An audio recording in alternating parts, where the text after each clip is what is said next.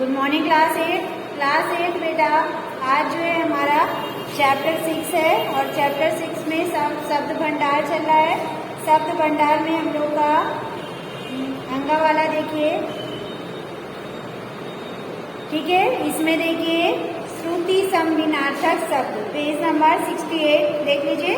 तो बेटा आज जो है हमारा आज का टॉपिक है श्रुति समविनार्थक शब्द। ये वे शब्द होते हैं जिसमें जो है सुनने में समान प्रतीत होते हैं लेकिन उनके अर्थ जो है अलग अलग होते हैं। उन्हीं को हम लोग क्या कहते हैं, श्रुति समविनार्थक शब्द। तो पहले हम इसकी डिफिनेशन लिख लेते हैं।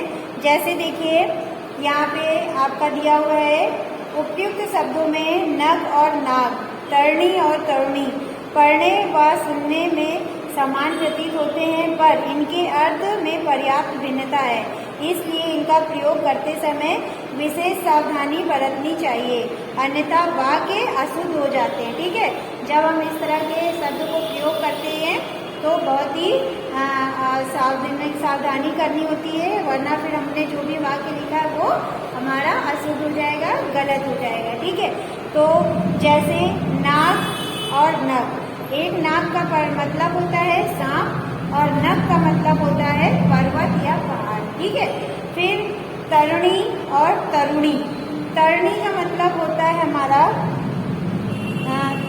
तरणी का मतलब होता है हमारा क्या, गंगा। ठीक है, नाव, तरणी का मतलब होता है नाव और तरुणी का मतलब होता है युवती यानी कि स्त्री। ठीक है, तो देखिए बोलने का मतलब सेम है, लिखने का भी सेम लगता है लेकिन इसके अर्थ अलग अलग हो जाते हैं। ठीक है, तो हम जब वाक्य बनाते हैं तो इनको विशेष कर से ध्यान से लिखते हैं जिससे कि हमारा ये वाक्य जो है अशुद्ध ना हो जाए। तो चलिए हम इसकी डिफिनेशन लिख देते हैं। वे शब्द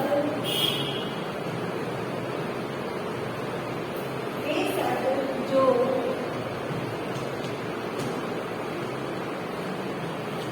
सुनने में, जो शब्द सुनने में समान प्रतीत होते हैं,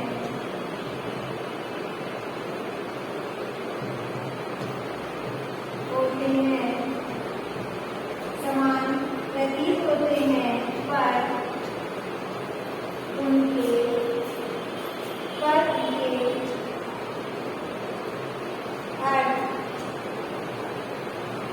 पर उनके अर्थ जो है वो अर्थों में, पर उनके अर्थों में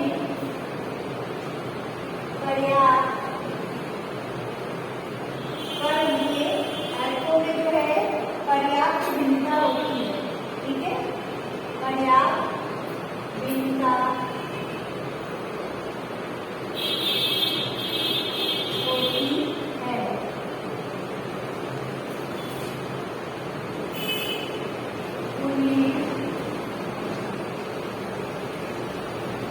उन्हें क्या कहते हैं, श्रुति समविनार्थक शब्द कहते हैं। श्रुति समविनार्थक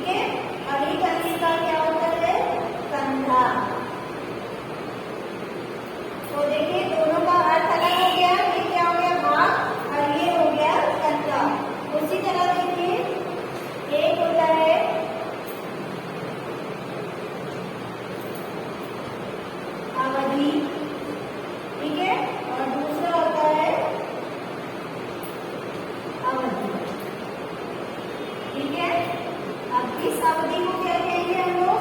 इस अवधि को कहेंगे समय, ठीक है। और इस अवधि को क्या कहेंगे? अवध प्रदेश की भाषा, इसको क्या कहेंगे? अवध प्रदेश की भाषा, अवध प्रदेश की भाषा, ठीक है। तो ये आपको फर्क पता चला कि बोलने में सेम है लेकिन अर्थ उसके भिन्न भिन्न है। तो वे शब्द जो है जिनके सुनने में समान प्रतीत होते हैं पर उनके अर्थ में परिवर्तन होता है, उसी को हम लोग क्या कहते हैं? श्रुति संविनार्थक शब्द। अब बेटा इसमें देखिए कुछ शब्द दिए हुए हैं, आप इनको टिक कर लीजिए, अपनी कॉपी में कर लीजिएगा। जैसे पहला देखिए तीसरे नंबर पे अवलंब, पेज नंबर 68 खोल लीजिए, अवलंब और अविलंब, ठीक है। फिर है अन्य और अन्य, फिर है असमान, टिक कर लीजिए, थर्ड वाला, 5 वाला, 6 वाला असमान और आसमान, ठीक है। फिर 7 अली और अली, फिर 9 देखिए अपेक्षा और उपेक्षा, फिर 10 देखिए और कितने हो गए?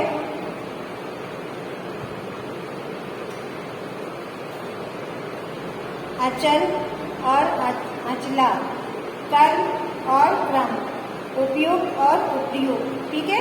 तो ये कर लीजिएगा। तीसरा, चौथा, पांचवा, छठा, सातवां, आठवां, नवा, 10वां, 11वां, 12वां, 13वां और 13 तक कर लीजिएगा, ठीक है। 13वां तक कर लीजिएगा। आप देखिए इसका अभ्यास कार्ड, अभ्यास कार्ड में क्या है बेटा? पेज नंबर 70 खोलिए। अभ्यास कार्ड में निम्नलिखित शब्दों के सामने उनके अर्थ दिए गए हैं, सही अर्थ पर सही का चिन्ह लगाइए, ठीक है। तो इसको आप लोग बुक में लगा लीजिए। कोष, कोष का क्या होगा? शब्द संग्रह, खजाना और धन। तो बेटा यहाँ कोष, दो तरह के कोष दिए होते हैं, तो ये वाला जो कोष है वो क्या है? शब्द संग्रह, ठीक है। तो आप शब्द संग्रह पर टिक कर लीजिए। फिर है चर्म, चर्म क्या होगी? खाल, देर, अंतिम, तो चर्म क्या होगी? खाल, ठीक है। खाल को हम लोग चर्म बोलते हैं। फिर वो तरंग, तरंग का क्या होगा? मानव, लहर, घोड़ा, तो यहाँ पे होगा लहर, तरंग का क्या होगा? लहर, और तरुण का तुरंग का होगा घोड़ा, ठीक है। तो यहाँ पे क्या दिया हुआ? तरंग, तो तरंग क्या है? लहर। फिर है अली, अली का क्या होगा? सखी, भंवरा, स्त्री, तो यहाँ पे भंवरा, अली का मीन क्या होगा? भंवरा, तो आप भंवरे पे टिक कर लीजिए। फिर है परिणाम, परिणाम का क्या होगा? परिणय, परिणय का क्या होगा? विवाह, आप विवाह पे टिक कर लीजिए। फिर है नीड़, नीड़ का क्या होगा? घोंसला, ठीक है। नीड़, अगर नीड़ का क्या होगा? घोंसला, घोंसले पे टिक कर लीजिए। फिर नेक्स्ट देखिए, निम्नलिखित शब्दों को इस प्रकार वाक्यों में प्रयोग कीजिए कि उनका अंतर स्पष्ट हो जाए। तो ये जो शब्द दिए हैं इनको वाक्य में प्रयोग करना है। कोष और कोश, तो एक कोश होता है हमारा शब्द भंडार और एक कोश क्या होता है हमारा? एक कोश होता है हमारा खजाना। तो आपको इसको वाक्य में प्रयोग करना है, कोश और कोश को, ठीक है। तो ये आपको खुद करना है, ये आपका होमवर्क है। कोश यानी कि मेरा घर 2 कोस दूर है, ठीक है। और एक क्या है? कोश, कोश का क्या होगा?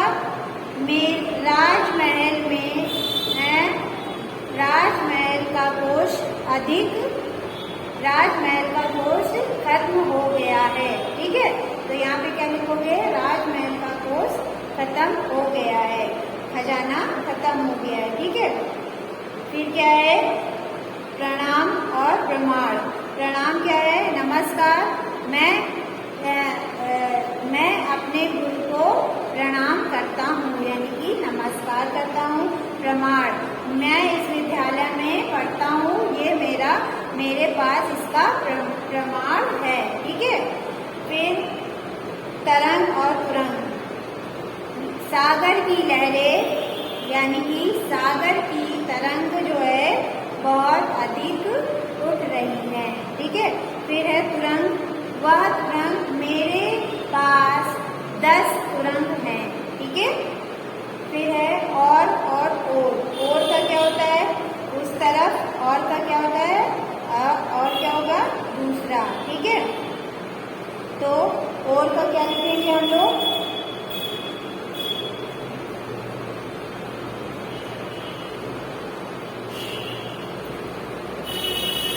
तो तरफ, उस तरफ मेरा घर है, यानी कि उस ओर मेरा घर है।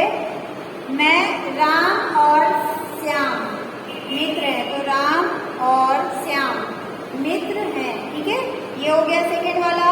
अब थर्ड वाला देखिए, प्रत्येक गमले के शब्द को पढ़िए तथा सामने प्रतीत होने वाले शब्दों को जोड़कर जोड़े बना दिए गए हैं स्थान पर लिखिए। तो जो जोड़े बने हैं उनको सही करके स्थान पर लिखना है।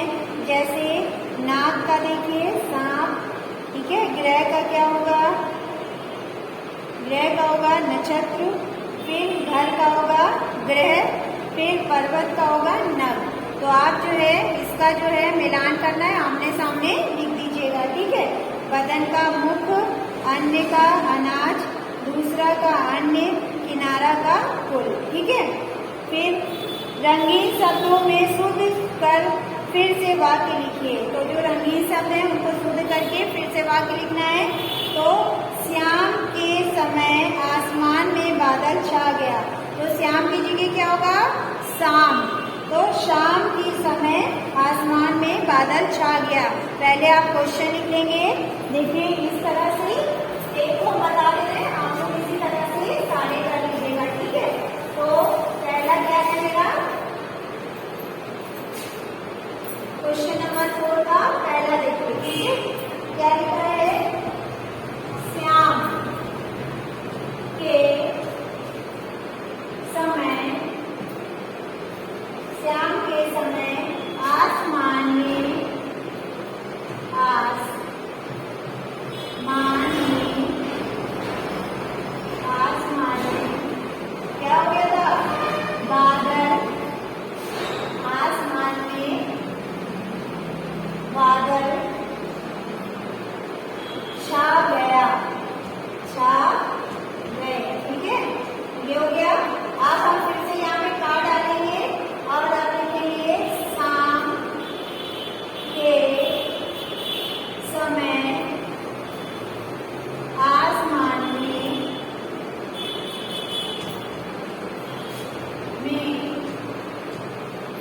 बादल छा गए। ठीक है, समझ में आ गया। इसी तरह से हमको सारे करने हैं। खा वाला देखिए, आजकल मेरे मित्र का ग्रह खराब चल रहा है, तो यहाँ ग्रह की जगह होगा ग्रह। ठीक है, फिर हमारा तुलसीदास ने रामचरितमानस ग्रंथ अवधि में लिखा, तो यहाँ पे जो अवधि लिखा है वहाँ पे लिखेंगे अवधि, यानी कि बड़ी की मात्रा हो जाएगी। फिर अंगद राम का दूत बनकर लंका गया था, तो अंगद राम का दूत क्या होगा, दूत बनकर लंका गया था।